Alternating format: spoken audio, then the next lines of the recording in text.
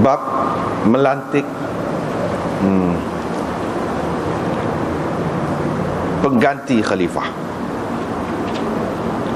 dan tidak melantiknya. Dengan sanadnya Imam Muslim meriwayatkan daripada Ibnu Umar, beliau berkata,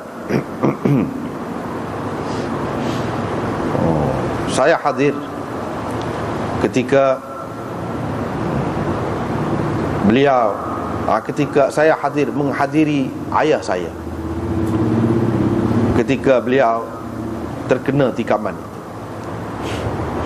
Fa'athnau alaihi, mereka memuji-mujinya. Waqalu, mereka berkata, jazakallahu khairan, semoga Allah membalas kebaikan kepadamu. Faqala, maka Umar berkata, raghibun wa rahib, mengharap dan takut. Jadi aku mengharap dan aku juga takut.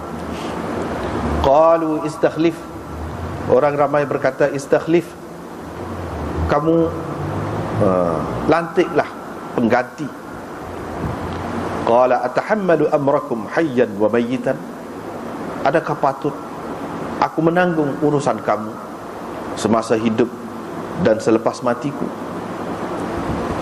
Suka sekali aku kalau hanya mendapat habuan daripada jawatan khilafah ini, sekadar balik modal sahaja, sekadar mencukupi diriku sahaja.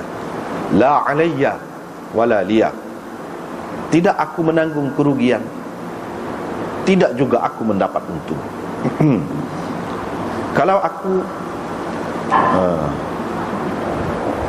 menentukan pengganti aku, maka sesungguhnya telah pun ada orang yang lebih baik daripadaku melakukan demikian. Maksud beliau ialah Abu Bakar. Dan kalau aku tidak melantik, tidak menentukan seseorang pengganti, maka sesungguhnya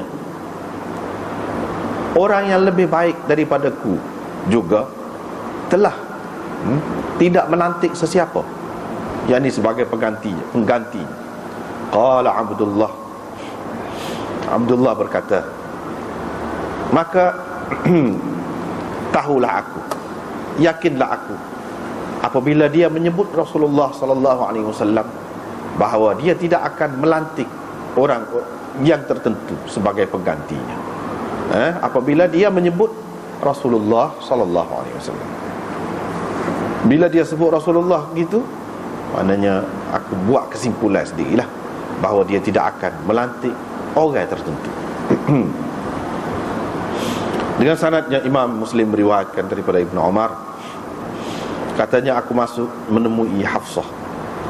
Hafsah berkata, tahukah kamu bahawa ayahmu tidak mahu menentukan penggantinya? Qala qultu ma kana liyaf'al. Aku berkata, kata Ibnu Umar, takkanlah dia akan melakukan begitu. Qalat, Hafsah berkata, innahu fa'il, dia memang akan melakukan begitu. Yang ini tak akan menentukan pengganti dia. Qala, Ibnu Umar berkata, maka saya bersumpah untuk bercakap dengan dia dalam perkara ini, tetapi saya diam sampai pagi keesokannya, tidak saya bercakap dengan. Qala fakuntu, Ibnu Umar berkata, saya semacam memegang dengan tangan kanan saya bukit, mengangkat bukit dengan tangan saya, sehingga saya pulang dan masuk menemuinya. Dia pun bertanya saya tentang keadaan orang ramai. Saya pun ceritakan kepadanya. Qala, Ibnu Umar berkata, kemudian saya berkata kepadanya, saya dengar orang ramai mengatakan sesuatu, kerana itu saya bersumpah untuk menyebutnya kepadamu. Mereka mendakwa bahawa engkau tidak akan menentukan sesiapa sebagai pengganti khalifah, padahal kalau engkau mempunyai penggembala unta atau penggembala kambing, kemudian orang itu datang kepadamu dengan meninggalkan unta dan kambing itu, engkau berpendapat dia telah mengabaikan tanggungjawabnya. Menjaga orang ramai itu lebih penting lagi. Qala, Ibnu Umar berkata, fawafaqahu qawli, kata-kata saya tu dia berkenan. Fawafaqahu qawli, yani kata-kata saya telah menimbulkan fikiran di dalam hatinya. Fawada'a ra'sahu sa'atan, dia pun tunduk ataupun meletakkan kepala dia sekejap. Kemudian mengangkatnya kepadaku, melihat kepadaku. Faqala innallaha azza wa jalla yahfazu din, sesungguhnya Allah akan menjaga agamanya. Dan sesungguhnya kalau aku tidak menentukan sesiapa sebagai khalifah, maka Rasulullah sallallahu alaihi wasallam juga telah tidak menentukan sesiapa sebagai khalifah. Dan kalau aku menentukan sesiapa sebagai khalifah, maka Abu Bakar telah pun menentukan seseorang, yakni dialah sebagai khalifah selepasnya. Qala fa wallahi, Ibnu Umar berkata, demi Allah, sebaik saja dia menyebutkan Rasulullah sallallahu alaihi wasallam dan Abu Bakar, aku telah dapat membuat kesimpulan bahawa dia tidak akan menyamakan sesiapa pun dengan Rasulullah sallallahu alaihi wasallam, dan bahawa dia tidak akan menentukan sesiapa pun sebagai penggantinya. Babun nahyi an talabil imarah wal hirs 'alaiha. Ini bab larangan meminta jawatan dan tamak, al-hirs 'alaiha, tamak ataupun berusaha dengan sikap haloba untuk mendapatkannya. Dengan sanadnya Imam Muslim meriwayatkan daripada Hasan, katanya Abdurrahman bin Samurah berkata, Rasulullah sallallahu alaihi wasallam telah bersabda kepadaku, wahai Abdurrahman, jangan engkau minta jawatan, yakni dalam pemerintahan, dalam kerajaan. Kerana jika jawatan itu diberikan kepadamu dengan diminta, nescaya akan diserahkan kepadamu semata-mata. Dan jika jawatan itu diberikan kepadamu dengan tidak diminta, nescaya engkau akan diberi pertolongan dalam menghadapinya. Dengan sanadnya satu lagi serupa tadi juga, serupa riwayat tadi. Dengan sanad satu lagi yang ketiga ni, riwayat daripada Abi Musa, katanya saya masuk menghadap Nabi SAW dengan dua orang min bani ammi, dua orang sepupu saya. Salah seorang tu kata, wahai Rasulullah, berilah jawatan kepada kami dalam kekuasaan, dalam pemerintahan yang Allah telah berikan kepadamu. Berilah apa-apa jawatan, tugas kepada kami dalam pemerintahan yang Allah berikan kepadamu. Yang seorang lagi kata begitu juga. Faqala, terus Nabi SAW bersabda, sesungguhnya kami demi Allah tidak akan melantik memegang jawatan pemerintahan ini sesiapa pun yang memintanya, dan sesiapa pun yang tamak, yang berusaha dengan bersungguh-sungguh untuk mendapatkannya, yang haloba terhadapnya. Riwayat daripada Abi Musa lagi, dia kata, aku pergi menghadap Nabi SAW, bersamaku ada dua orang lelaki daripada Asy'ariyin, yakni puak-puak dia lah. Salah seorangnya duduk sebelah kanan aku, dan yang seorang lagi duduk sebelah kiri aku. Masing-masing mereka minta jawatan. Nabi SAW pada ketika itu sedang bersugi, sedang berus gigi. Faqala, ma taqul ya Aba Musa, ataupun ya Abdullah ibn Qais.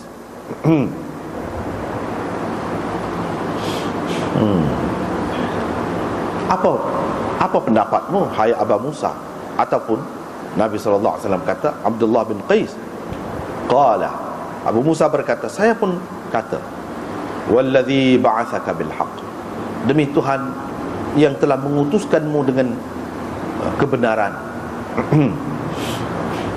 Mereka berdua tidak memberitahu kepada saya apa maksud hati mereka,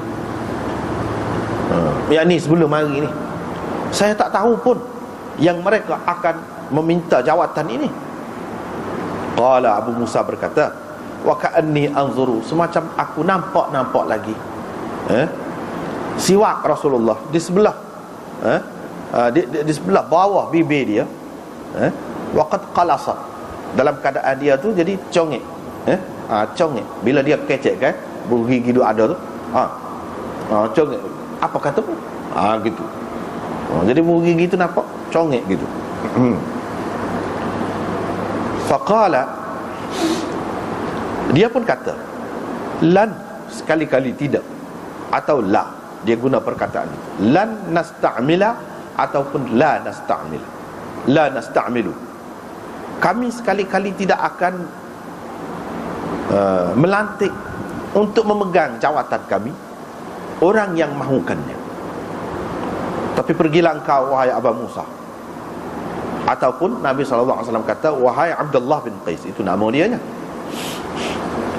Maka Nabi SAW mengutuskannya untuk pergi memerintah di Yaman. Kemudian Nabi SAW susulkan, iringkan pemergiannya itu dengan Mu'adz bin Jabal.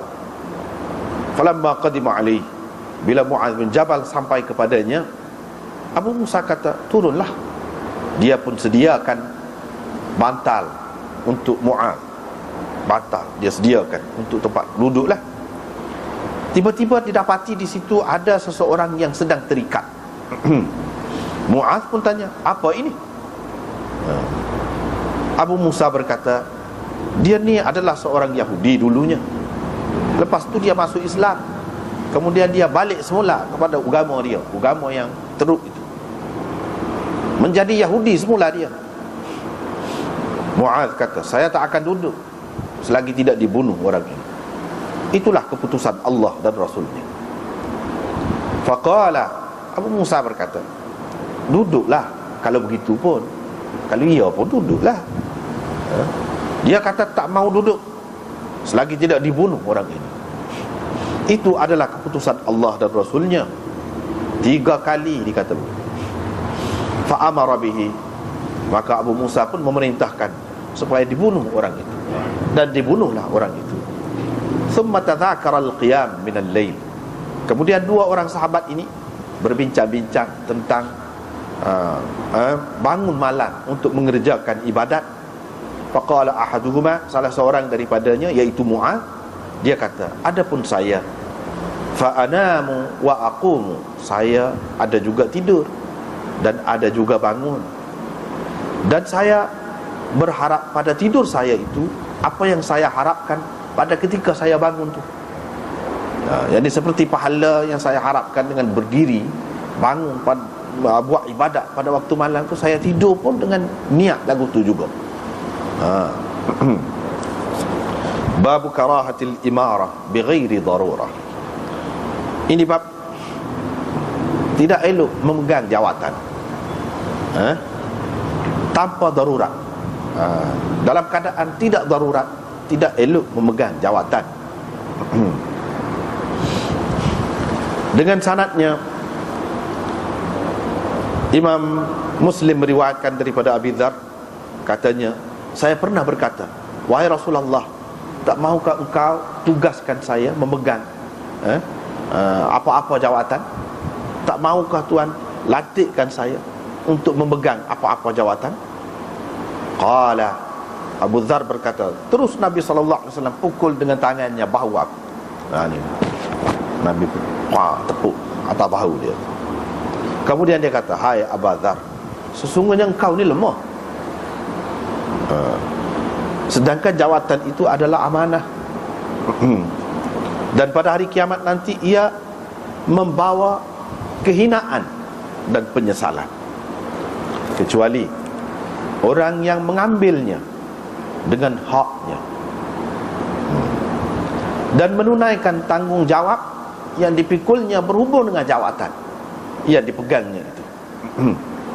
Dengan sanadnya Imam Muslim meriwayatkan daripada Abi Dzar lagi bahawa Rasulullah sallallahu alaihi wasallam pernah berkata, "Wahai Abu Dzar, saya fikir engkau ni tidak kuat, lemah, dan saya suka untuk kamu apa yang saya suka untuk diri saya sendiri. Janganlah sekali-kali engkau menjadi pemimpin kepada dua orang pun, dan janganlah sekali-kali engkau uruskan harta anak yatim." Nah, itulah 2-3 bab kita baca saat ni. Yang pertamanya bab istikhlaf. Istikhlaf maknanya khalifah yang sedia ada, dia menentukan orang tertentu sebagai penggantinya. Kalau dia mati, inilah pengganti.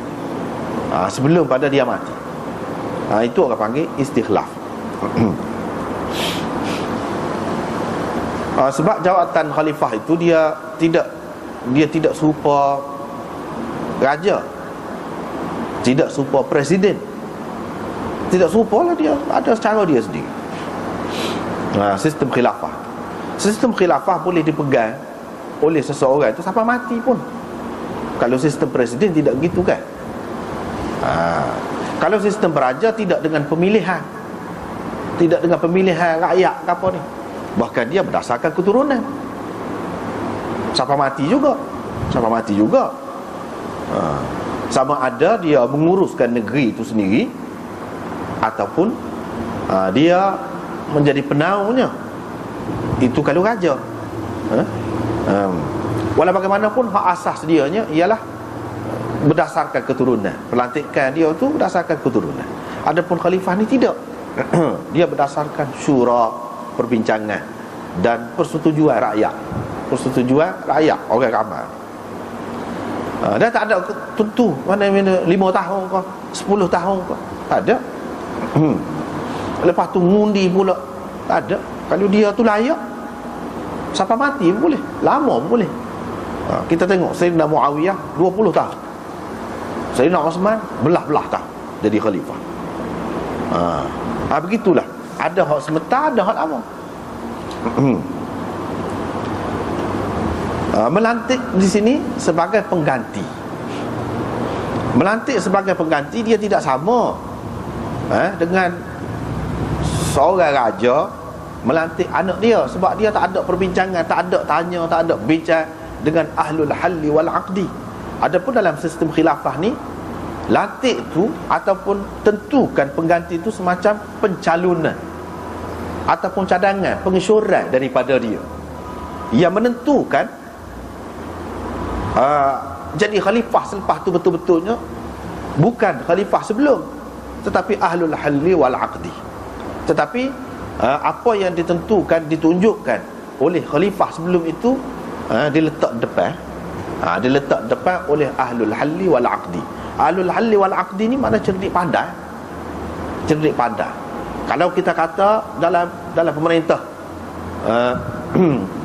kalau Malaysia ni lah, ahlul halli wal aqdi tu kalau Malaysia ni, misalnya dia ada beberapa, dia ada kerajaan, dia ada beberapa parti lah kita kata dalam tu. Parti tunggaknya, tulang belakangnya kita kata, parti ke mana? Jadi majlis dia tu lah, kalau kita kata parti UMNO, kita kata majlis tertinggi dia, tu ahlul halli wal aqdi. Hak tu lah waktu bicara siapa dia, kita nak lanjut. Itu ahlul halli wal aqdi. Dan tidak semesti dalam bentuk tu dan dengan nama tu. Yang pentingnya maknanya orang-orang yang cerdik dan telah dipilih oleh orang-orang ramai. Telah dipilih oleh orang ramai juga. Mereka tu bijak. Itu orang panggil ahlul halli wal aqdi. Mereka ni kalau dalam kitab politik Islam, maknanya dia bijak lah. Orang latar belakangnya lagu mana? Latar belakangnya mana dari macam-macam latar belakang. Ahli ilmu, ahli perniagaan, macam-macam masuk ada dalam tu. Yang dipilih lah. Mana mereka ni tengok siapa dia hak sesuai, hak layak. Itu yang dikatakan ahlul halli wal aqdi. Ahlul halli itu maknanya membuhul, membuka. Orang yang layak merombak. Wal aqdi, dan mengikat. Tu. Orang-orang yang satu jemaah, satu kumpulan yang layak membuhul ataupun merombak dan mengikat.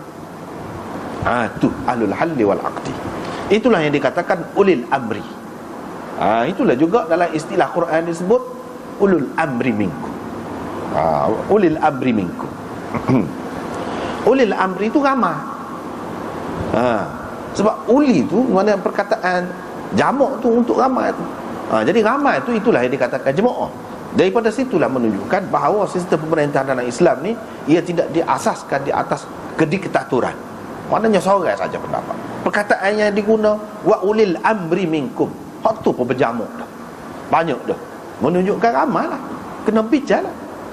Tapi kalau berselisih pula tu, fa in tanaza'tum fi syai'in farudduhu ila Allahi war Rasul. Itu kaedahnya. Dalam pemerintahan, dalam gapo pun gitu. Khilaf kalau ulama khilaf. Tengok mana lebih sesuai dengan Quran dan Sunnah. Gitu dalam bab hukum, dalam bab gapo pun lagu tu juga. Dalam bab pemerintahan pun lagu tu juga. Tetapi nak ayatnya ulil amri ni ramai. Tu. Dia boleh tentukan dari segi politik Islamnya, boleh tentukan pengganti itu siapa saja. Anak kau, ayah kau, asalkan layak. Dan mengikut Mawardi, Al-Mawardi yang salah seorang ahli politik Islam, dalam kitab dia Al-Ahkamus Sultaniyah, tidak perlu kepada pengesahan ahlul halli wal aqdi. Mana pelantikan dia ataupun penentuan daripada pihak dia tu sah dah. Sebab apa dia tu sah dah. Asalkan hak tu layak. Ahlul halli wal aqdi sokong saja. Itu mengikut Mawardi. Ayah ke anak kau tak kira, asalkan layak. Tetapi mengikut Abu Ya'la, dia pun tulis Al-Ahkamus Sultaniyah juga, kitab politik Islam juga. Dia ada pembahagian sikit. Dia kata sebenarnya hak ni lebih molek. Seperti kita sebut tadilah, iaitu penentuan oleh khalifah yang dulu terhadap pengganti dia tu bukan sebagai pelantikan, sebagai pencalonan. Setara tu, sebagai pencalonan. Bila calon, bermakna tidak sah lagi, tidak jadi lagi khalifah. Sebab dalam satu masa dua khalifah tidak. Kalau dia lantik tu mana jadi dah, makna ada dua khalifah, dia kata. Sedangkan tak boleh, sah je. Bermakna hak dia sebut tadi tu sebagai pencalonan saja, usul daripada dia saja. Yang menentukan ialah ahlul halli wal aqdi. Kemudian hak pendapat dia tu lebih molek. Dan dalam masalah kalau anak, ayah, kalau ada fitnah, hak tu kena jaga juga mengikut dia. Tidak kata secara mutlak seperti yang disebutkan oleh oleh Al-Mawardi tu. Tapi Abu Ya'la dia dengan qaid lah, ada ikatan dia tu. Hak tu lebih molek sebab memang dia tulis kemudian. Kitab tu mana dia tengok dah hak tu. Tak apalah. Sayyidina Umar ni bila dia kena tikar, dia tidak mati selalu. Beberapa hari. Macam-macam lah cubanya, buat gini, cuba gini, tak jadi belaka. Jadi dalam pada dia tu kena tikar tu, dalam keadaan kesakitan tu, ramailah hak ni gi ke hak ni gi nak jumpa mata. Nak ziarah dia. Bila pergi tu kat duk pujilah. Puji memang bagus. Sayyidina Umar ada dalam sejarah. Tak ada lah nak boleh tanding. Puji. Pada kata jazakallahu khairan. Jadi jazakallahu khairan ni tidak semestinya orang beri gapo-gapo barang pitih kau gapo, kita kata jazakallahu khairan. Ini semacam doa. Kalau orang tu pemerintah ataupun pemimpin itu dia baik, kita doakan dia. Boleh juga kata lagu ni. Semoga Allah membalas kebaikan kepadamu. Maknanya ni rakyat-rakyat ni ramai-ramai ni pergi kata lagu tu lah. Sayyidina Umar pun kata raghibun wa rahibun. Itu dia. Raghibun wa rahibun tadi kita terjemah satu terjemahan. Sebenarnya banyak lagi terjemahan yang lain dalam syarah ni. Misalnya kalau kita tengok raghibun wa rahibun, satu makna dia rajin wa khaifun, mengharap dan takut. Jadi Wa ma'nahu, maksud dianya, sebab dia bahasa Arab ni kadang-kadang dia serupa lah bahasa mana-mana pun dia ada buah rengkah tu, buah-buah tu. Raghibun wa rahibun. Siapa dia yang mengharap dan takut tu siapa? Tak sebut. Dia nak ayatnya, makna dianya, manusia ni ada dua macam. Yang pertama, yang sifat dia mengharap, dan yang kedua dia takut. Dia takut. Yang keduanya, ni mengharap tu mengharap kepada Allah, takut kepada Allah. Ini sesuai kita katakan, kita terjemah tadi. Aku mengharapkan Allah dan takut kepada Dia.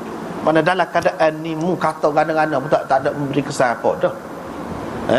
Tak ada faedah apa. Dalam keadaan ni aku mengharapkan Allah dan aku takut kepada Allah. Takut kecuaian mana tak kena semasa pemerintahan aku tu, aku akan menghadapinya. Jadi maknanya ana raghibun wa rahibun. Ana takdir dia ni, takdir dia. Ni orang panggil raghibun wa rahibun. Raghibun ini jadi khabar bagi mubtada yang mahdzuf. Mubtada yang mahdzuf takdirnya ana, aku. Sebab tu kita terjemah gitu tadi.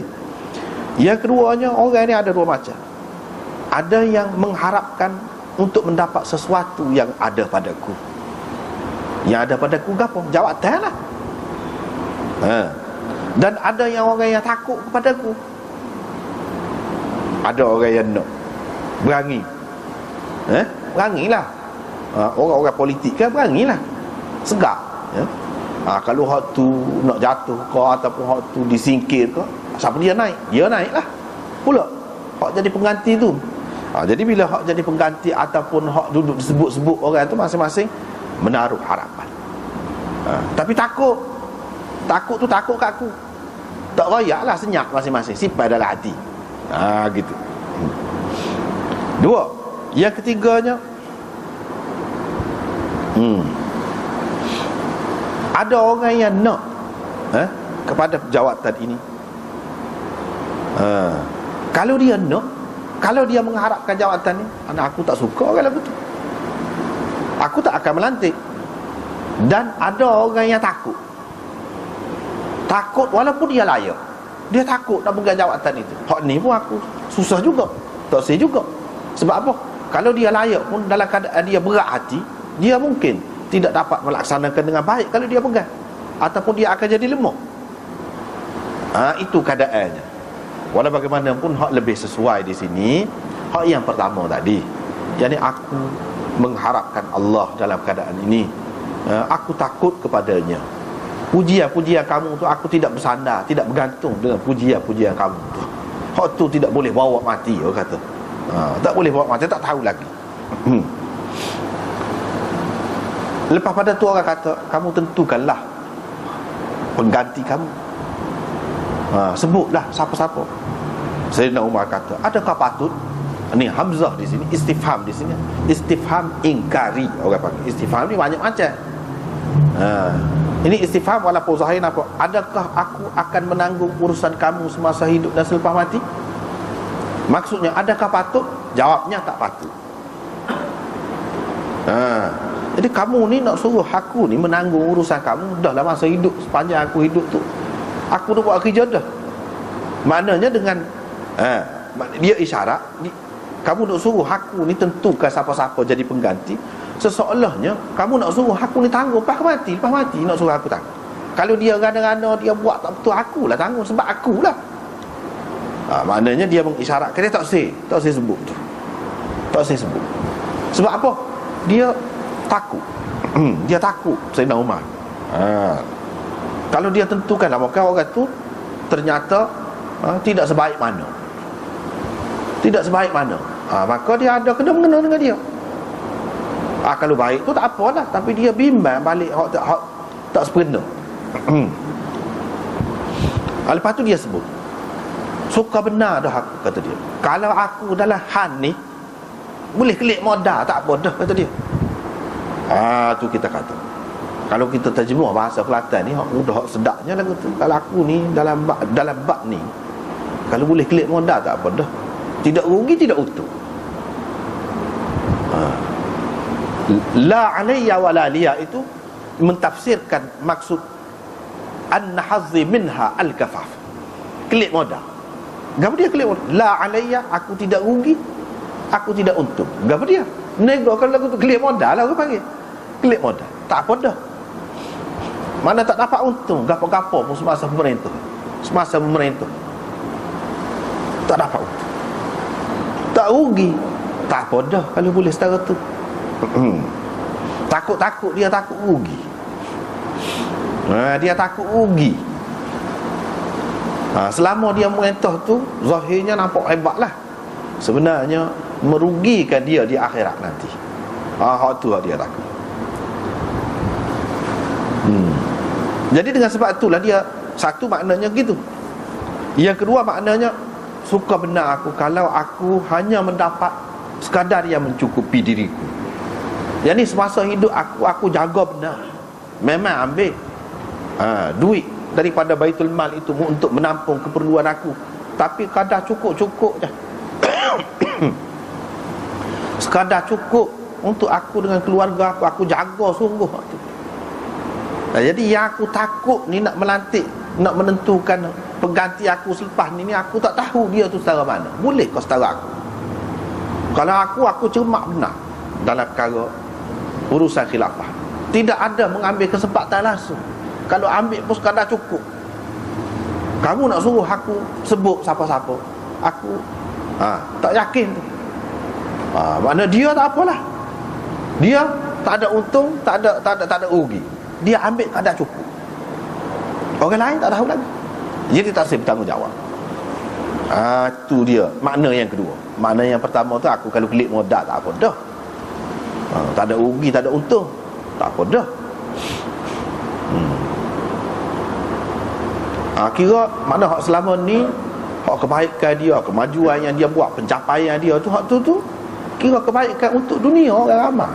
Dia tu tak dapat apa, tak apa, asalkan tidak rugi, tak untung pun tak apa. Dia sebagai orang biasa je kira. Itu Sayyidina Umar ni, seorang khalifah yang lagu tu jiwa dia. Kalau aku sebut nama ataupun tentukan orang yang akan jadi pengganti ni, pun tidak salah kalau nak kira. Sebab apa? Orang sebelum aku ada lebih baik lagi daripada aku, kata dia. Dia telah menentukan, dia tentu aku. Sayyidina Abu Bakar kan, Sayyidina Abu Bakar, dia tentukan Sayyidina Umar jadi pengganti dia. Tidak salah buat lagu tu. Mana ada dah orang yang buat lagu tu.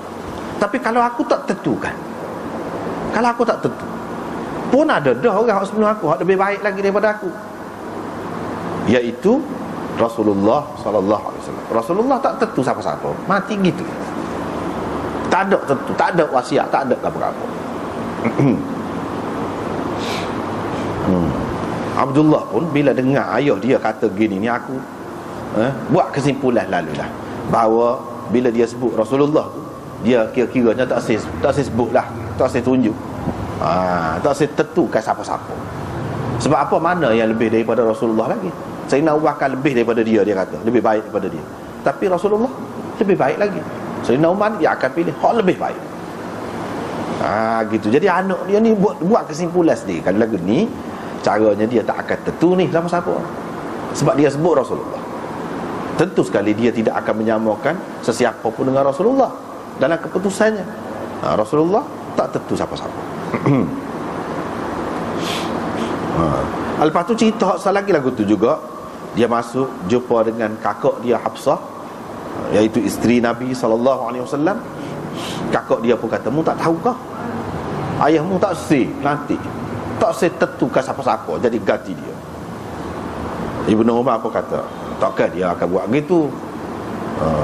Muka tengok pada Sayyidina Abu Bakar sebenarnya pada tu ada buat kan apa-apanya. Kakak dia kata, dia akan buat gitu. Maknanya dia tidak akan melantik sesiapa. Jadi Ibnu Umar pun kata, aku pun terfikir moga dalam keadaan tenang kan ni, kena tikar ni tak tahu bila nak mati, minum pun keluar, minum susu, minum apa pun keluar kok perut ni tak lekat lah. Pada masa tu kemajuannya setakat tu je.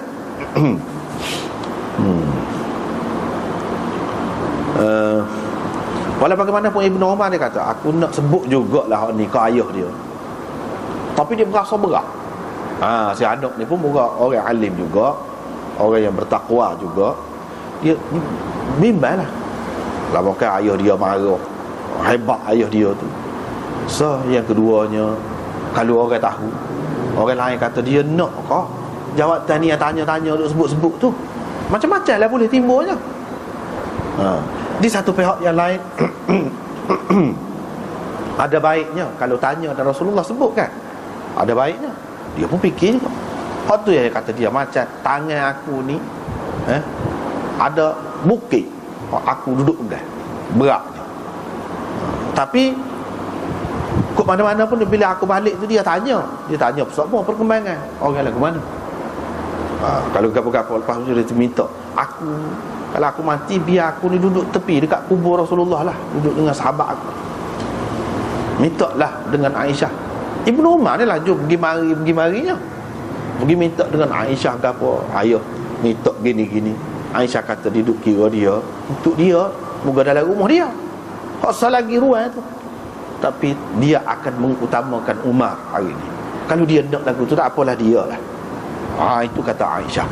Jadi sehingga akhirnya Aisyah tu dalam rumah dia tu, satu lagi ruang yang ada tu tidak boleh ke dia. Dianya duduk sekali dengan ramai-ramai dengan orang lain di perkuburan Baqi. Sayyidina Umar, bila Ibnu Umar balik dalam keadaan pergi mari macam-macam cerita tu, dia pun tanya tentang hal kan. Saya pun cerita lah.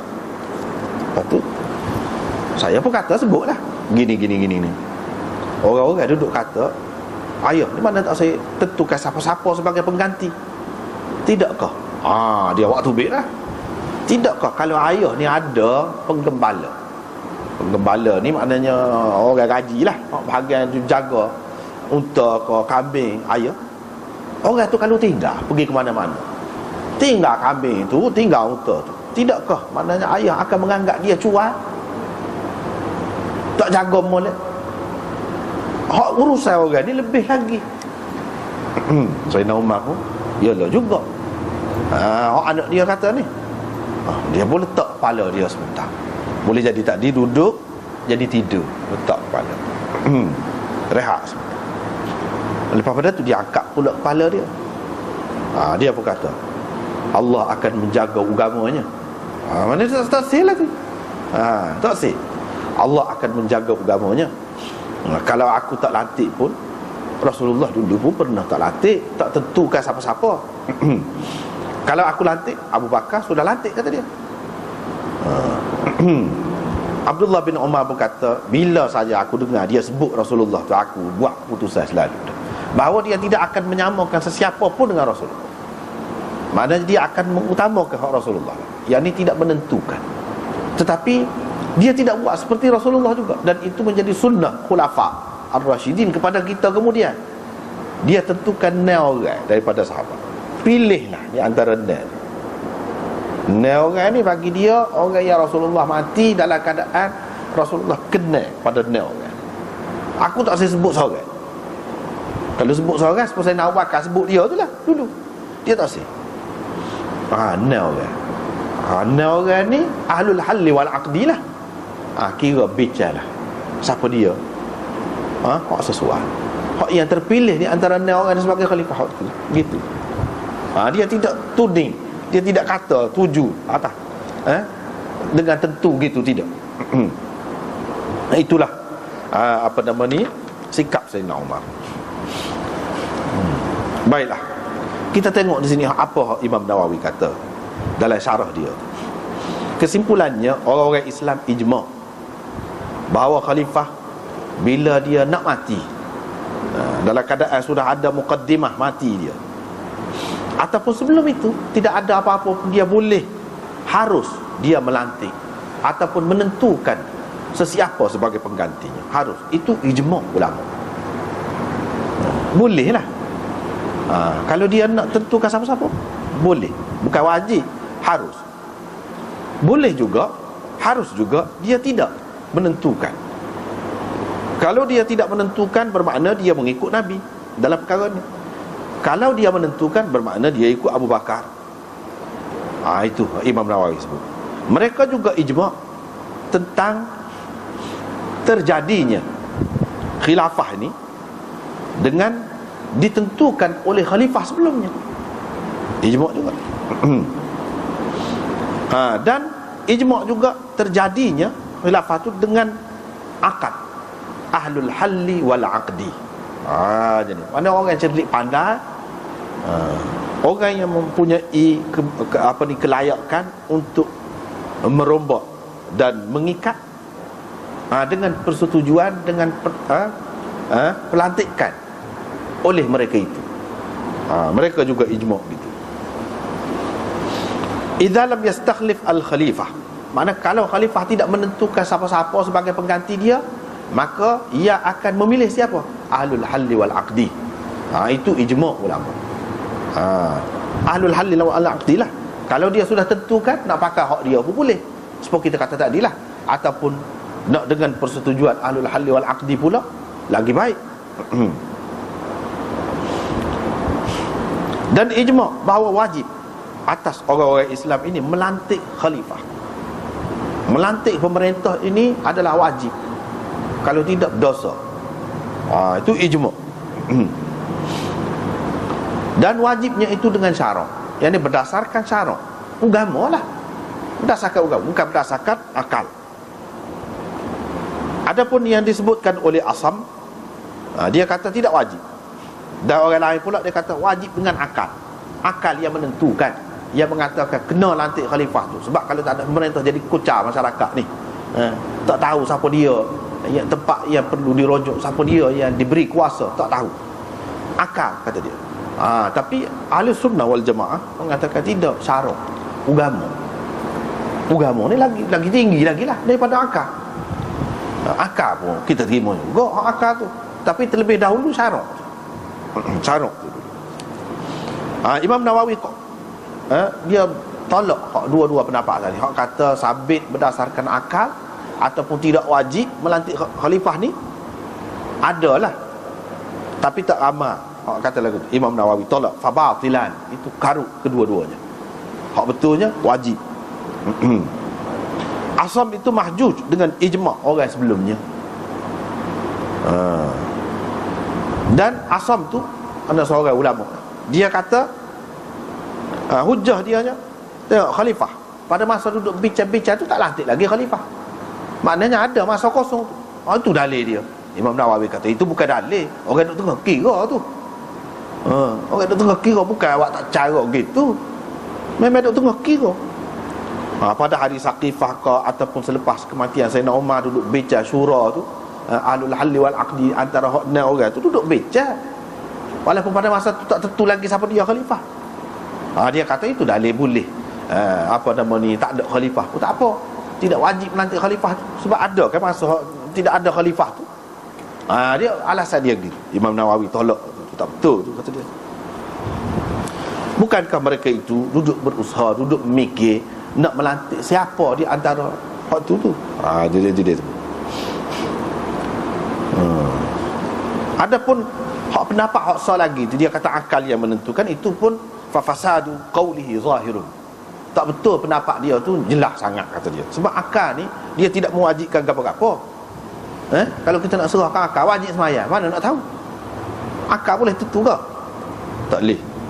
Molek buruk, akal tidak dapat menentukan. Kita sudah tengok dah, orang hak cerdik berkhilaf.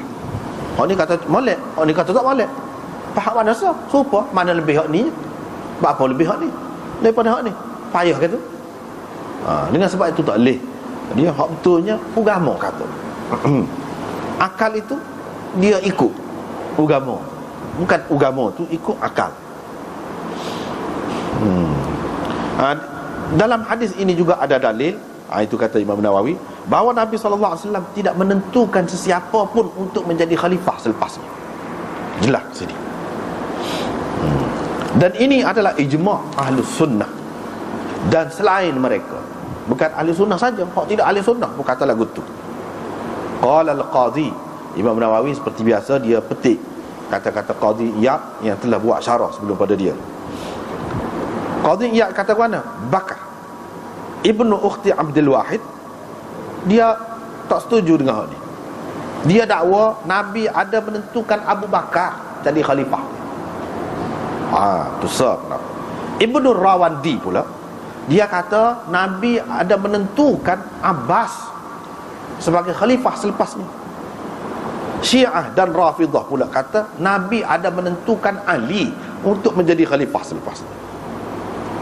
Lepas tu Qadhi Iyad kata mana? Wa hadhihi da'awi batilah wa jasara 'ala al-iftira wa waqaha fi mukabarat al-hiss. Itu kata Qadhi Iyad.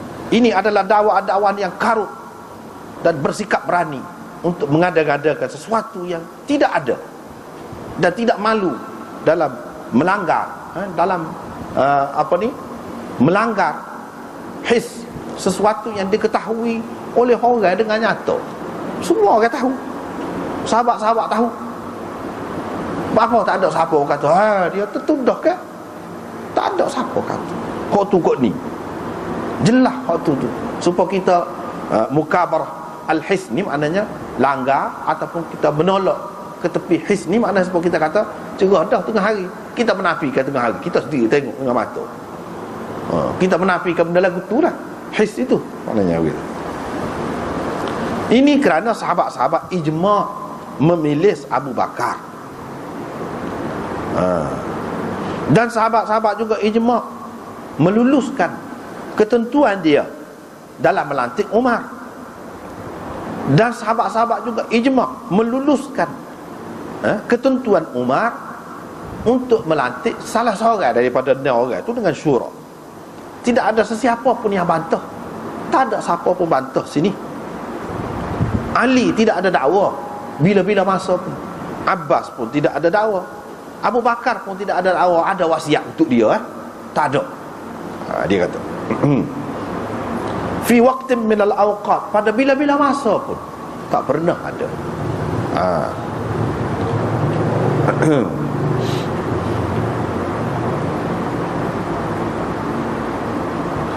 Ali dan Abbas juga bersetuju. Setiap pemimpin tu lepas tu setuju. Daripada Abu Bakar kepada Umar kepada Osman setuju belaka tu belaka. Dalam keadaan tidak ada halangan yang menghalang dia. Apa ya dia tidak royak, dia tidak kata aku sepatutnya. Kecuali cerita-cerita yang direka-reka oleh puak-puak Syiah tu tak kira lah tu. Dia kata Ali ada dakwa, tapi Sayyidina Abu Bakar tak pakar. Kau dia kalau tak pakar apa tak berontak. Kita kata tak ada penyokong kau.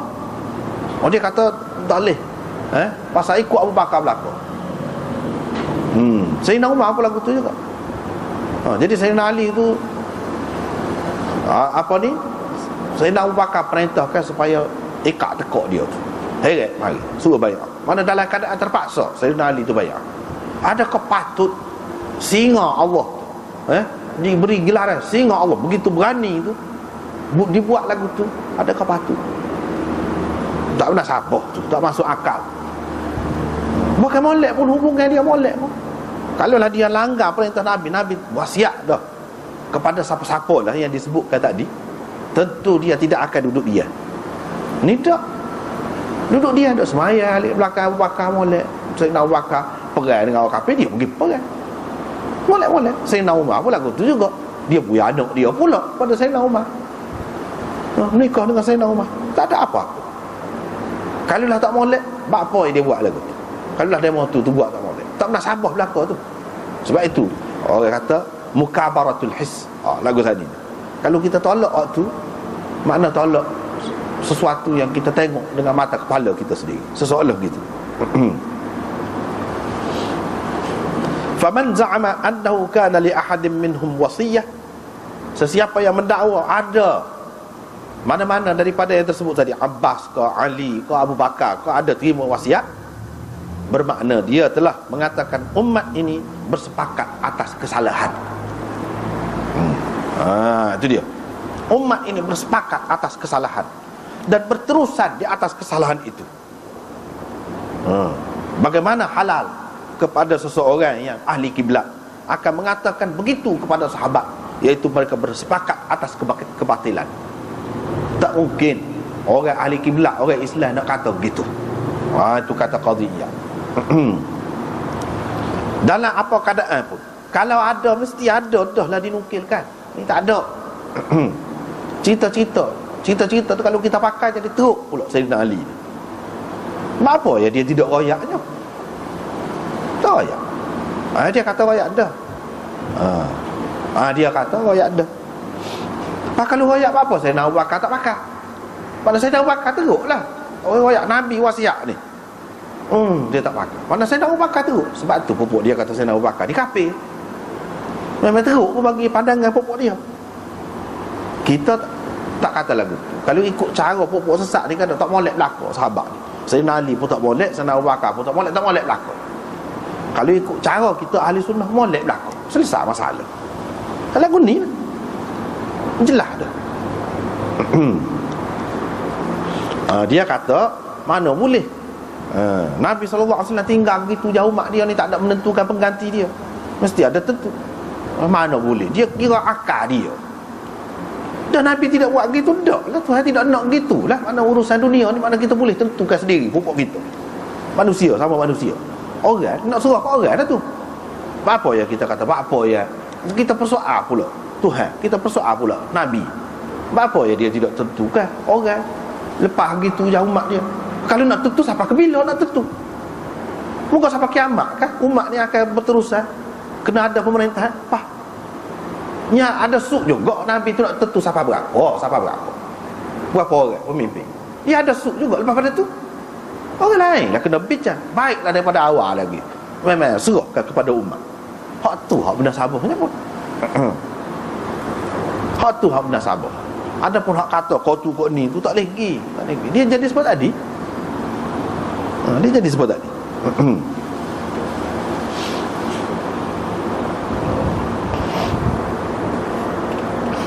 Adapun isyarat itu ada, Abu Bakar ada, Nabi isyarat, dan hak Nabi isyarat itu betul menjadi kenyataan. Bukan wasiat. Hak kita dulu qadhiyah duduk sebut ni wasiat. Wasiat tu tak ada. Dalam bentuk bertulis, kau tidak bertulis kau tak ada. Hak tu Sayyidina Abu Bakar pun tak ada, semua tak ada. Tetapi isyarat ada. Dalam Bukhari, dalam Muslim ni ada, wa ya'ballahu wal mu'minuna illa Abu Bakrin. Tu ada. Allah dan orang-orang mukmin tidak akan nak kecuali Abu Bakar. Dia ada sebut. Pernah dia nak panggil, dia suruh Aisyah panggil Abdurrahman, mari. Adik-beradik dia, mari. Lepas pada tu dia kata biarlah. Lepas tu dia kata wa ya'ballahu wal mu'minun illa Abu Bakrin. Allah tidak akan nak.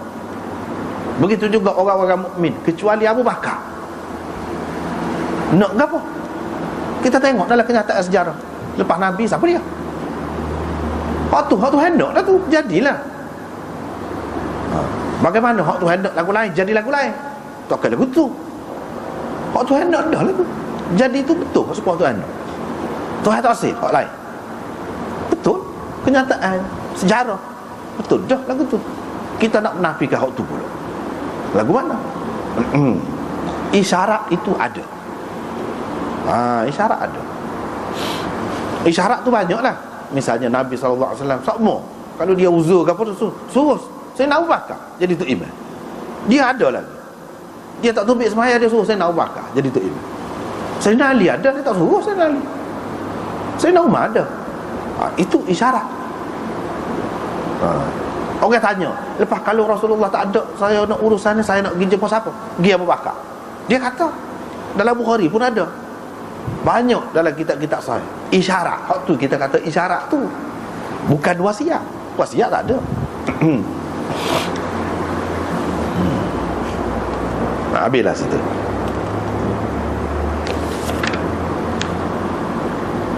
Lepas pada tu an-nahy an talabil imarah, larangan daripada minta jawatan. Ni masalah pemerintahan kan. Dalam pemerintahan ni ada macam-macam lah. Ni masalah jawatan pula. Wahai Abdurrahman, Nabi kata, Jangan kamu minta jawatan. Jangan minta. Sebab apa? Kalau jawatan itu diberikan kepada engkau dengan sebab minta, akan diserahkan kepada engkau semata-mata menguruskannya. Dia akan jadi gitu. Dia akan jadi gitu. Tuhan akan serah ke dia, dengan kebijaksanaan dia, kemampuan dia. Gitu je lah. Tuhan tak tolong. Tapi kalau diberikan kepada engkau dengan tidak diminta, akan diberi pertolongan kepadamu untuk menguruskannya, untuk menghadapinya. Itu. Hak tu hak idealnya. Dalam Islam ni, hak cara nabinya, sunnah Nabi, kalau boleh lagu tu. Hak tu lah yang sebaik-baiknya. Kalaulah pemerintah Islam tu jalan lagu tu keadaan, maka dia akan terbaik. Tetapi kalau kerana keluarga kau, kerana kau tunggu ni kau dia tak layak mana pun, boleh juga ada orang kira gitu gini, teruklah gapo-gapo pun. Usah kau jawatan hak pemerintah, jawatan hak lain-lain untuk pejabat, untuk bertugas ni berpunah kan lagu tu. Tetapi kita mana tahu orang siapa layak, siapa tidak layak kalau tidak mencalonkan diri. Pula kalau pakat tausih belakang, boleh jadi orang lain pula gomoh hak naknya, terutama dalam zaman sekarang. Kalau kita buat tak cara politik, orang kafir nak cara macam lepas tu tak boleh, kita boleh ke dia sebab dia suruh tak cara. Misal dia akan jadi gitu. Dalam keadaan ni lagu mana. Dan ada pula hadis-hadis dan ayat Quran yang menunjukkan boleh minta tu. Misalnya Nabi Yusuf kata, ij'alni ala khazainil ard inni hafizun alim. Lantiklah aku untuk memegang urusan khazainil ard, kekayaan bumi. Kalau kita lah ni Kementerian Galian, dan kepada dia tu tanah dan galian, jenis-jenis gitulah hasil bumi. Jadi ada ulama kata Nabi Yusuf tu minta gitu. Ada yang kata tidak, khazainil ard itu bukan maksudnya khusus macam kementerian gitu, mana beri kuasa penuh kepada dia. Dan raja tu beri kuasa penuh kepada Nabi Yusuf. Tetapi dengan Nabi Yusuf sebut, dan dia royak keistimewaan dia, ini hafizun ali. Boleh royak kelayakan, keistimewaan kita. Tu daripada situlah ulama-ulama kata kalau dia memang layak, dia mencalonkan diri dia, tak apa. Buktinya Nabi Yusuf. Hak lain pula jawab dia, hak tu Nabi, lagu mana dia? Dia maksum, dia terpelihara, kira-kiranya dia tahu dah lah tu gitu. Dia tahu dah lah daripada Allah SWT bahawa dia boleh.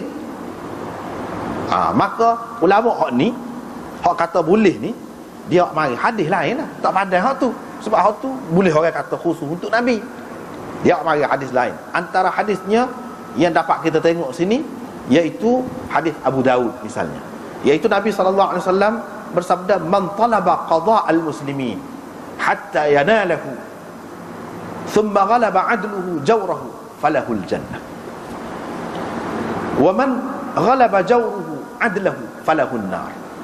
Itu riwayat Abu Daud, dan Abu Daud tak komen apa-apa, Munziri pun tidak komen, dan sanadnya kuat, tidak ada apa-apa cacat sanadnya. Apa maksudnya? Sesiapa yang mencari, meminta, menuntut kekuasaan di kalangan orang-orang muslimin, sehingga dia dapatlah kalau dia nak, dia dapat. Selepas itu keadilannya mengatasi kezalimannya, maka dia akan dapat syurga.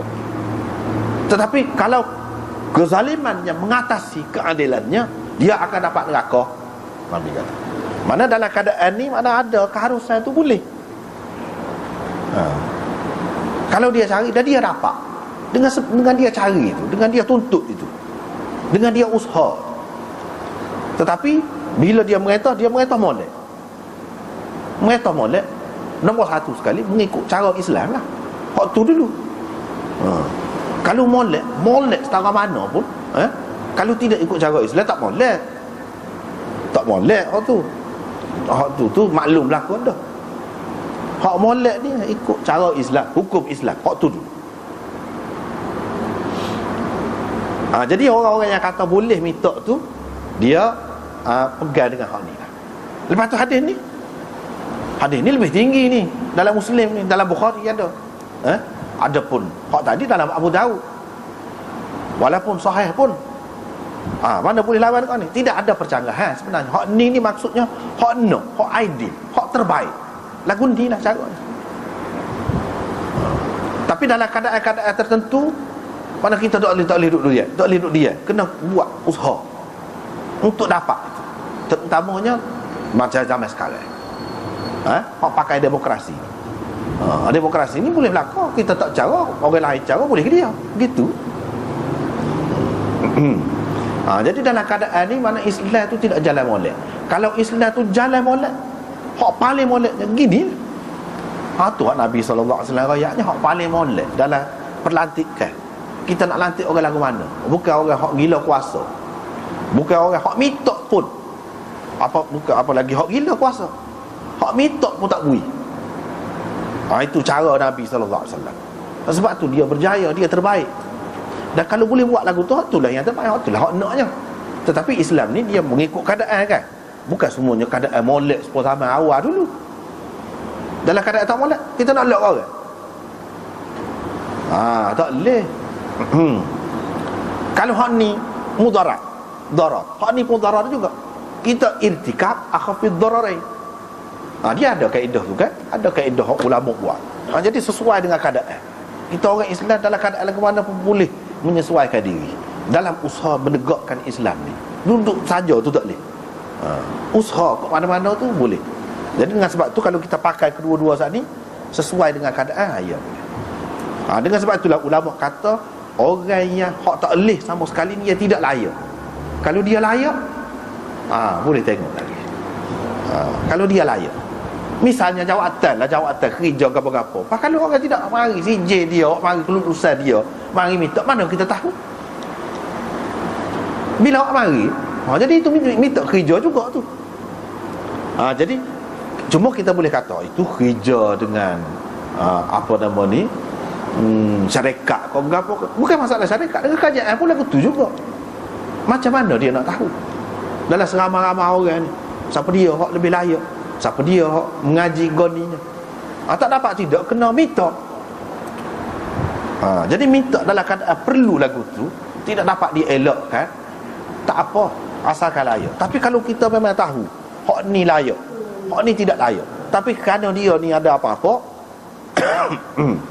kita utamakan dia, hak tidak layak, itu tak boleh. Salah pemerintah. Kerana rasuah kau, kerana apa kau, lagilah tak boleh. Kalau semata-mata tak ada rasuah, apa hak ni layak, hak ni tidak layak, pilih hak tidak layak, dosa. Jadi berdosa, dia tidak nanti buat maksiat. Duk merintah tu pun boleh berdosa, boleh pahala pun yalah juga. Kalau boleh hak dosa pun boleh juga. Kalau buat tak molek, dosa. Gitu ya.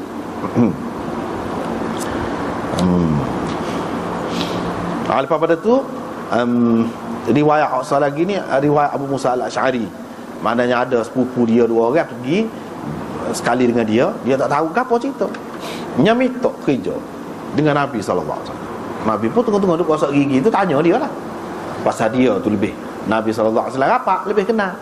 Kira-kiranya boleh jadi kalau dia kata molek juga, dia ni layak gini-gini, boleh jadi Nabi bagi. Tapi dia rayak betul. Saya tak tahu pun isi hati dia ni sebelum dia mari, dia tak ada rayak ke apa pun. Tiba-tiba mari, jadi saya mari gitu. Nabi sallallahu alaihi wasallam pun kata selalu, kita tidak lagu tu. Orang yang nak kita tak boleh. Orang yang nak kita tak boleh. Dalam keadaan banyak pilihan, orang yang baik-baik boleh buat gini. Tapi dalam keadaan orang rosak, situlah maknanya kena tengok situlah. Pemimpin ni tidak nanti pemerintah negara gapo-gapo pula, gapo-gapo hak layak tidak buat bagi peluang, dosa. Orang hak ada kuasa tu lah, hak tidak layak bui. Tidak nanti apa nama ni, hak pemerintah, urusan pemerintah, hak lain-lain mengajar misalnya, hak layak tak boleh mengajar. Hak tak layaknya murid ngajar misalnya, dia ada kuasa duduk dia, boleh dia lah. Setiap yang berkuasa, tak kira lah gapo-gapo pun. Tapi mu pergilah Abu Musa ni Nabi tahu Nabi layak, Nabi tahu dia ni layak, maka dia pun tugaskan Nabi Musa biar jadi gubernur di Yaman. Lepas pada Abu Musa pergi, dia kirim pula Mu'adh. Sebab Yaman tu Pak Kelani pun dia terbagi kepada dua kan. Zaman dulu pun lagu tu juga. Jadi di sini orang ni, di sini orang ni. Yang berkuasanya bila pergi, Mu'adh pun tengok ada orang duk terikat. Bapa ni terus dia pun kata, tak saya duduklah dulu. Dia nak hormat, dia pun ambil bata tu nak suruh rehat lah, ataupun setengah kata lembek, hafal, suruh hafal ke dia. Tak saya tak boleh, kena bunuh lalu dia. Cerita masalah orang murtad apa gitu ni kita sudah bincang dah dulu, jadi tidak perlu diulang lagi, dan kita sudah bincang dah juga hadis ni. Jadi itu keputusan Allah dan Rasulnya, kata dia. Jadi sahabat-sahabat ni hak tegah dia tegah, dalam perkara kerah dia kerah. Begitulah Nabi. Hak lembut dia lembut. Siapa bunuh ramah pun tak cara. Hak ni kena bunuh. Lepas tu tak apalah kalau ia pun duduklah dulu, tak sih duduk. Mu'adh. Siapa dibunuh? Dalam setengah-setengah riwayat disebutnya lepas dibunuh tu dibakar pula dalam api, disuruh nyalakan api, menjadi pengajaran kepada orang ramai. Lepas pada tu dua orang sahabat ni bincang pula, lagu mana malam, lagu mana.